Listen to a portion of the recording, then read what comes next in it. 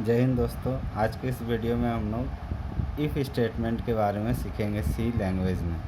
तो देखिए, it is a conditional statement which checks a condition and if the given condition is true then execute the statement written in its body.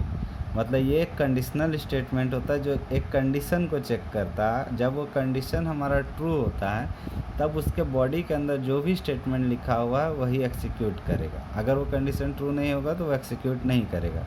अब इसका जो syntax होता है, ये syntax मतलब रूल ऑफ राइटिंग होता है। किस तरह लिखा जाता है? इफ़ लिखा जाता है। सी लैंग्वेज जो है केस सेंसिटिव है, सारा चीज़ स्मॉल लेटर में ही लिखा जाता है। ये ब्रैकेट के अंदर हम लोग कोई कंडीशन देंगे जैसा भी हमारा रिक्वायरमेंट होगा। अगर ये कंडीशन ट्रू हो गया तो स्टेटमेंट मेरा एक्सिक्यूट करेगा। यहाँ स्टेटमेंट्स भी लिखा हुआ, मतलब मोर देन वन स्टेटमेंट भी हो सकता है, एक सिंगल स्टेटमेंट भी हो सकता है। उसका ये कर्ली ब्रेसेस बंद होता है जो कि बताता है कि ये इफ़ का बॉडी है। ठीक है, अब चलिए इसको समझने के लिए और डिटेल में हम लोग प्रोग्राम लिखे हुए हैं, इस प्रोग्राम को देख लेते हैं। जिसमें आपको एक प्रोग्राम है, इनपुट करना है नंबर को और चेक करना है वेदर इट इज़ इवन और नॉट। ठीक है, तो इवन और है कि नहीं इसको चेक करना। तो सबसे पहले हम लोग हेडर फाइल इंक्लूड कर लेते हैं। ठीक है, इंक्लूड stdio.h जो भी हमारा हेडर फाइल है। उसका वॉइड मेन में हम लोग आपका रिजर्व फंक्शन होता है जहाँ से हमारा एक्सिक्यूशन स्टार्ट होता है। वॉइड जो है इसका रिटर्न टाइप है, मतलब ये कुछ भी रिटर्न नहीं करेगा। अगर आप यहाँ वॉइड नहीं लिखते, इंट लिखते हैं तो आपको रिटर्न करवाना पड़ेगा 0।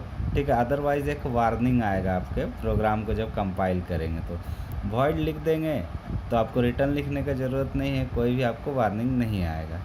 ठीक है, अब देखते हैं यहाँ पे हमने एक वेरिएबल डिक्लेयर किया नम। ठीक है, इंटीजर टाइप का नम।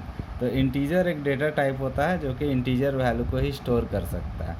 इसमें एक वेरिएबल का नाम बताएं नम, तो हम पहले के वीडियो में बता चुके हैं कि नम या डेटा टाइप क्या होता है। एक मेमोरी स्पेस होता है। देखिए, ये मेमोरी स्पेस होता है नम। ये 2 बाइट का होता है सी प्रोग्रामिंग लैंग्वेज में। अब इसमें हम लोग कोई भी वैल्यू को इंटीजर टाइप का स्टोर कर सकते हैं। अब इंटर ए नंबर या प्रिंट एफ में जो भी हम लोग मैसेज लिखते हैं वो एज इट इज़ स्क्रीन में प्रिंट होके आता है, डिस्प्ले होगा, जिससे यूज़र जब रन कराएंगे तो ये समझेंगे कि एक नंबर को डालना है। स्कैन एफ क्या करता है? ये भी एक प्री डिफाइंड फंक्शन है जो कि आपका इनपुट लेता है। %d क्या होता है? एक मॉडिफायर होता है जो कि इंटीजर टाइप के लिए %d यूज़ होता है। इसके बारे में हम पिछला वीडियो में बता चुके हैं। %d कब होता है, %f कब होता है, %c कब होता है। ठीक है, ये डिफरेंट डेटा टाइप के लिए होता है, लेकिन इंटीजर के लिए %d का यूज होता है। ऐट द एड्रेस जो है ये %% का साइन, इसको ऐट द एड्रेस भी आप पढ़ सकते हैं। नम मतलब जो भी नंबर हम डालेंगे वो कहाँ जाएगा? नम में जाएगा, एड्रेस ऑफ नम में, नम जहाँ पे एलोकेट हुआ मेमोरी में। तो फॉर एग्जांपल हम मान लेते हैं कि हम लोग यहाँ पे 6 डाल रहे हैं, तो 6 डाल दिए तो नम है। आप 7, 8, 9 कुछ भी डाल सकते थे, हम एक एग्जांपल के लिए 6 लिए। अब देखिए, इफ़ में ये कंडीशन चेक होगा नम का वैल्यू हमारा कितना है? 6 है।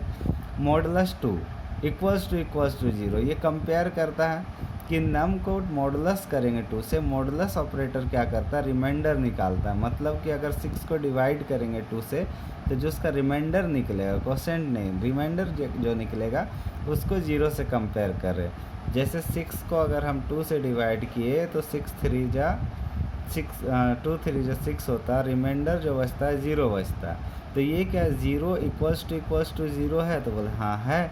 तो 0 जब इक्वल्स टू 0 है तो ये कंडीशन हमारा ट्रू हो गया। और ट्रू होने के बाद इसके अंदर लिखेगा %d इज़ इवन, कॉमा दे के यहाँ पे डबल कोट्स बंद करने के बाद कॉमा दीजिएगा, और यहाँ नम जो भी वेरिएबल है तो यहाँ पे नम का वैल्यू जो है इस जगह पे प्रिंट आ जाएगा। मतलब 6 इज़ इवन, हमारा आउटपुट क्या आएगा?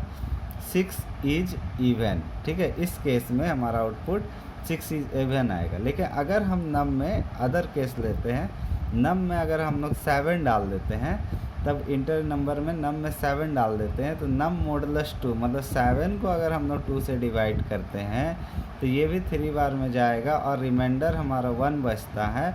और 1 जो है इक्वल्स टू 0 ये नहीं होता है। ठीक है, ये होता था 0 इक्वल 0, ये नहीं होता है। मतलब यहाँ जो मेरा नंबर 7 है उसको मॉडुलस 2 करने से 1 आता है जो कि 0 के इक्वल नहीं होता है। तो ये फॉल्स अगर हो जाता है तो इसके अंदर के स्टेटमेंट को नहीं पढ़ता है। और ये आपका इस केस में आउटपुट हमारा कुछ भी नहीं आएगा। तो इसका में भी कुछ आउटपुट आना चाहिए था, उसके लिए हमने इफ एल्स स्टेटमेंट होता है, लेकिन इस वीडियो में मैंने सिर्फ इफ़ का ही एक्सप्लेन किया है। ठीक है, कि अगर इफ़ में कंडीशन ट्रू होगा तो एग्जीक्यूट करेगा, नहीं होगा तो उसको स्किप कर जाएगा। तो अब आप लोगों को वीडियो समझ में आया। अगर समझ में आया तो मेरे चैनल को सब्सक्राइब कीजिए, लाइक कीजिए। Thank you.